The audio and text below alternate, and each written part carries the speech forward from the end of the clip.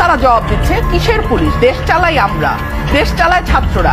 এখন আমরা আবু সাঈদ রক্তের সাথে বেইমানি করার পথকে আমাদেরকে বাতলে দেওয়া হবে? আমার যে ভাইদের উপরে, আমার যে বোনদের উপরে তারা আদতে আচারে ব্যবহারে ভদ্র হইতে পারে, কোনো অপশক্তিতে কোনোভাবে 24-এর ছাত্র জনতার অভ্যুত্থানের যে স্পিরিট, এবং আমরা হাতে নাতে টাকা সহ 1,80,000 টাকা সহ একটা পক্ষকে আমরা ধরেছি। জনগণের আন্দোলনে ফসলকে চুরি করা হচ্ছে। ছাত্রদের দাবি ছিল কোঠা। আমরা একবার গিয়েছিলাম, আবার জীবন নিয়ে ফেরত এসেছি। ছাত্রদেরকে পুরোপুরি মাঠ থেকে সরিয়ে দিতে হবে, মাস্তানি করার জায়গা এটা না। আমি বলবো আসলে এগুলো সুবিধাবাদী লোক, এরাই ভবিষ্যতে রাজনীতি করবে। কিছু কিছু ছাত্র মাস্তানি করতেছে, ইতিমধ্যে গুন্ডামি শুরু করে দিয়েছে। দু একজন সমন্বয়ক ইতিমধ্যে বিদেশে গেছেন। এই প্রতারণা কেন করলো জাতির সাথে? এটার কিন্তু অবশ্যই তোমাদের এটার জবাবদিহিতা করতে হবে। আমাদের এখন আর সমন্বয়ক প্যানেল নেই, কারণ আমাদের আন্দোলন শেষ। বর্তমান সময়ে সবথেকে আলোচিত খবর হচ্ছে সমন্বয়করা লুট করতেছে, সমন্বয়করা চাঁদাবাজি করতেছে, সমন্বয়করা গুন্ডামি করতেছে, মাস্তানি করতেছে, সমন্বয়করা অবৈধভাবে টাকা আত্মসাৎ করতেছে। কিন্তু কেন করতেছে, কারা করতেছে, কিভাবে করতেছে, এই বিষয়গুলো নিয়ে জানতে হলে অবশ্যই আপনারা আজকে ভিডিওটি শেষ পর্যন্ত দেখুন।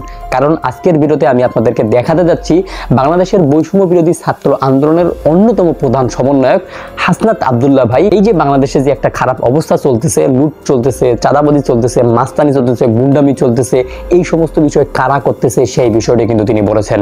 হ্যাঁ দর্শক, অবশ্যই আপনারা কিন্তু ভিডিওটি শেষ পর্যন্ত দেখবেন। ভিডিওটি শেষ পর্যন্ত দেখলেই আপনারা বুঝতে পারবেন যে আসলে এই সমস্ত কাজ কি ছাত্ররা করতে পারে। আপনারা হয়তো এই বিষয়টি সকলেই জানেন যে তেল আর পানি কখনো একসঙ্গে হইতে পারে না, ভালো এবং খারাপ একসঙ্গে হইতে পারে না, কখনোই হতে পারে না। যেই মানুষগুলো এতদিন থেকে বাংলাদেশের ভালোর জন্য যুদ্ধ করে গেছে, সেই মানুষগুলো হঠাৎ করে বাংলাদেশের লুট করবে, চাঁদাবাজি করবে, গুন্ডামি করবে?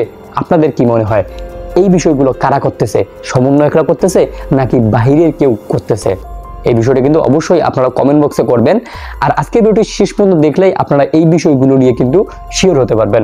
সো দর্শক, আমি আপনাদেরকে রিকোয়েস্ট করব অবশ্যই আপনারা ভিডিওটি শেষ পর্যন্ত দেখবেন, কারণ বৈষম্য বিরোধী ছাত্র আন্দোলনের সমন্বয়কদেরকে নিয়ে কিন্তু এই সমস্ত কাজ হচ্ছে, যারা দেশকে রক্ষা করার জন্য নিজেদের রক্ত দিয়েছে, নিজেদের কথা না চিন্তা করে দেশের কথা চিন্তা করেছে, স্বৈরাচারী একটা শাসককে দেশ থেকে তাড়িয়েছে, তাদের বিরুদ্ধে কথা বলা হচ্ছে। আর এই কাজকর্মগুলো কারা করতেছে সেই বিষয়টাও কিন্তু আপনারা আজকের ভিডিওটি শেষ পর্যন্ত দেখলেই বুঝতে পারবেন। সো দর্শক, আমরা সর্বপ্রথম হাসনাত আব্দুল্লাহ ভাইয়ের মুখ থেকেই শুনবো। ঢাকার বিভিন্ন যে হসপিটালগুলো রয়েছে, আমরা সেই হসপিটালগুলো পরিদর্শন করেছি। আজকে যদি আমি ঢাকা মেডিকেল কলেজের অভিজ্ঞতা আমি বলি, তাহলে আমি বলতে চাই আমাদের যে ফিলিস্তিনের রাফা ক্যাম্প রয়েছে না, এই ফিলিস্তিনের রাফা ক্যাম্পটি এটি ফিলিস্তিনে নয়, আমাদের বাংলাদেশেও রয়েছে, এবং সেটি হচ্ছে ঢাকা মেডিকেল কলেজে। অর্থাৎ আমাদের স্বাস্থ্য ব্যবস্থা এতটাই ভঙ্গুর যে ফিলিস্তিনি রাফা ক্যাম্পের সাথে ঢাকা মেডিকেল কলেজের কোনো ধরনের বৈসাদৃশ্য নেই। অর্থাৎ বিগত সরকার আমাদের এই স্বাস্থ্য খাতকে জানাজা করে দাফন কাফনও সম্পন্ন করে দিয়েছেন। এই ভঙ্গুর যে স্বাস্থ্য খাতটি, সেটিকে আবার পুনর্জীবিত করতে হলে আমাদের ইনক্লুসিভ বিভিন্ন ডিসিশন প্রয়োজন, ইনক্লুসিভ পলিসি অ্যাডপশন প্রয়োজন। সেই জায়গা থেকে আজকে আমাদের হেলথের যিনি এডিজি মহোদয় ছিলেন, ওনার সাথে আমার কথা হয়েছে, এবং উনি এবং ঢাকা মেডিকেলের পরিচালক, ওনাদের সাথে আমাদের ফলপ্রসূ আলোচনা হয়েছে। ওনারা আমাদের আশ্বস্ত করেছেন যদি লাল ফিতার দৌরাত্ম্য না থাকে, যদি রাজনৈতিক আধিপত্য না থাকে, যদি কোনো ধরনের পলিসি ম্যানিপুলেশন না থাকে, টেন্ডারবাজি বা মাফিয়াতান্ত্রিক যে প্রবণতা, স্বৈরতান্ত্রিক যে প্রবণতা, সেটি যদি না থাকে, তাহলে 90 দিনের মধ্যে এই স্বাস্থ্য খাতকে ওনারা জনমুখী স্বাস্থ্য খাত হিসাবে আমাদেরকে উপহার দিতে পারবেন। অর্থাৎ 90 দিনের মধ্যে আমরা তাদেরকে আশ্বস্ত করতে চাই বৈষম্য বিরোধী ছাত্র আন্দোলনের পক্ষ থেকে যে আপনারা যদি 90 দিনের মধ্যে আমাদের এই ভঙ্গুর স্বাস্থ্য খাতকে জনমুখী করতে পারেন, সেক্ষেত্রে আমাদের ছাত্র নাগরিকের যে ধরনের সহায়তা প্রয়োজন, আমাদের জায়গা থেকে আমরা সেই ধরনের সহায়তা আপনাদেরকে সব সময় দিব। অর্থাৎ আমরা নিশ্চিত করতে চাই যে মাফিয়াতন্ত্র ছিল হসপিটালগুলোতে, যেই স্বৈরতান্ত্রিক যে শাসন ব্যবস্থা ছিল হসপিটালগুলোতে, সেই স্বৈরতান্ত্রিক শাসন ব্যবস্থা বা কাঠামো এই হসপিটালগুলোতে আর কখনোই ফিরবে না, এবং সেই কফিনে ছাত্র নাগরিক একদম আজীবনের জন্য পেরেক মেরে দিয়েছে। সুতরাং আপনারা নির্ভয়ে কাজ করবেন, যাতে করে আমাদের যে স্বাস্থ্য খাতটি রয়েছে, এই স্বাস্থ্য খাতটি জনকল্যাণমুখী হতে পারে। দ্বিতীয়ত আরেকটি বিষয়, সেটি হচ্ছে ইতিমধ্যে আজকে সকালে আমরা যখন গিয়েছি, সেখানে গিয়ে ঢাকা মেডিকেলের পরিচালক এবং আমাদের এডিজি মহোদয়ের মিটিংয়ের মধ্য দিয়ে আমরা দেখেছি যে আমাদের সমন্বয়ক এবং সহ সমন্বয়কের নামকাওয়াস্তে সমন্বয়ক এবং সহ সমন্বয়কের নাম সর্বস্ব সমন্বয়ক এবং সহ সমন্বয়কের উৎপাত বেড়ে গিয়েছে। তারা অনেক বেশি সেবা করতে গিয়ে, সুবিধা দিতে গিয়ে তাদের স্বাভাবিক কার্যক্রমে বিঘ্নিত করছে। সেজন্য যাতে করে আহতরা চিকিৎসা সেবা নির্বিঘ্নে পায়, সেজন্য আজকে স্পেশালাইজড ডেডিকেটেড কেয়ার ইউনিট প্রত্যেকটি সরকারি হসপিটালে পুনরাবৃত্তি করছে। স্পেশালাইজড ডেডিকেটেড কেয়ার ইউনিট করে দেওয়া হয়েছে, যেখানে শুধুমাত্র আহতদের চিকিৎসা করা হবে এবং সেই চিকিৎসাটি হবে সম্পূর্ণ ফ্রিতে, কোনো ধরনের অর্থ লাগবে না। এবং শুধুমাত্র চিকিৎসা প্রক্রিয়ায় নাই, বরং মেডিকেল ইকুইপমেন্টস যে ক্রয় করার ক্ষেত্রে, সেগুলোর ক্ষেত্রেও কোনো ধরনের টাকা লাগবে না।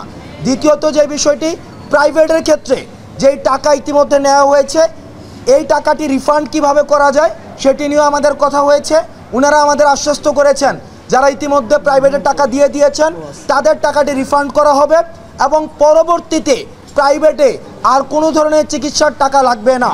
অর্থাৎ আমরা যদি দেখি, আহতদের চিকিৎসার সরকারি এবং বেসরকারি খাতের যেই সেবাটি রয়েছে, সেই সেবাটি সম্পূর্ণভাবে ফ্রি করে দেওয়া হয়েছে, আজকে থেকে সম্পূর্ণভাবে ফ্রি।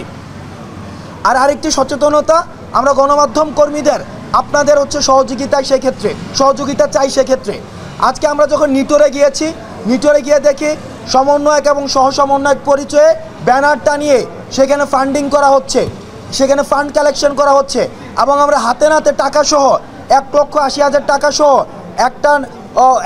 একটা পক্ষকে আমরা ধরেছি। আমরা স্পষ্ট করে দিতে চাই, বৈষম্য বিরোধী ছাত্র আন্দোলন 5 জুন থেকে যখন আন্দোলনটি করছে, আজকে পর্যন্ত আমরা কোনো ধরনের আর্থিক লেনদেনের সাথে সম্পর্কিত না, একটা টাকাও আমরা আর্থিক লেনদেনের সাথে সম্পর্কিত না। আমাদের যদি কোনো ধরনের আর্থিক সহায়তা প্রয়োজন হয়, সেটি স্বাস্থ্য মন্ত্রণালয়ের মাধ্যমে অথবা সংশ্লিষ্ট মন্ত্রণালয়ের মাধ্যমে জানানো হবে। যারা বৈষম্য বিরোধী ছাত্র আন্দোলনের পরিচয়ে চাঁদাবাজি অথবা বিশেষ সুবিধা দাবি করবে, আমরা আপনাদেরকে আহ্বান জানাবো, তাদেরকে আপনারা নিকটস্থ থানায় সোপর্দ করবেন।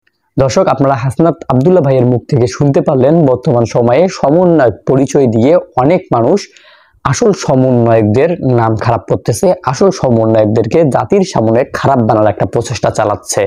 দর্শক, এই বিষয়টি কিন্তু অবশ্যই একটা ভাবার বিষয়। আপনাদেরকে এই বিষয়টি নিয়ে সচেতন থাকতে হবে যে যেইখানে সমন্বয়ক নামে চাঁদাবাজি হচ্ছে, সমন্বয়ক নামে খারাপ কাজ হচ্ছে, সেইখানে একটু ইন্ট্রোগেট করা, কারণ সেখানে আপনি যাচাই করতে পারেন যে আসলেই সেই কি সমন্বয়ক, সমন্বয়কদের সঙ্গে তার কি কোনো পরিচয় আছে।